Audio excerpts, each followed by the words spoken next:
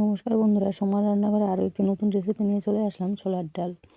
কড়াতে কিছু পরিমাণ তেল দিয়ে সেই তেলের মধ্যে গোটা জিরে, শুকনো লঙ্কা ফোড়নে দিয়ে আগে থেকে পেস্ট করে রাখা আদা, কাঁচা লঙ্কা, জিরের পেস্ট দিয়ে ভালো করে মিশিয়ে স্বাদ মতো লবণ ও পরিমাণ মতো হলুদ দিয়ে মশলাটাকে ভালোভাবে কষিয়ে নেব।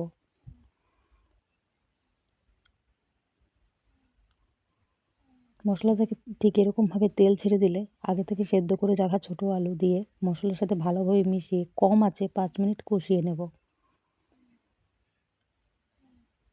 কষানো হয়ে গেছে বন্ধুরা। এরপর আগে থেকে সেদ্ধ করে রাখা ছোলার ডাল দিয়ে আলু মশলার সাথে ভালো করে মিশিয়ে কম আঁচে কিছুক্ষণ কষিয়ে নেব।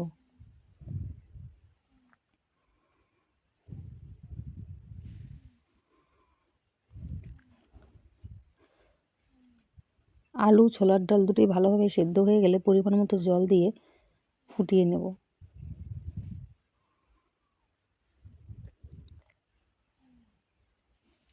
ঝোল ফুটে উঠেছে, এবার স্বাদের জন্য কিছুটা পরিমাণ চিনি দিয়ে দেব। এরপর নামানোর আগে ধনেপাতা কুচি দিয়ে ভালো করে মিশিয়ে নামিয়ে নেব।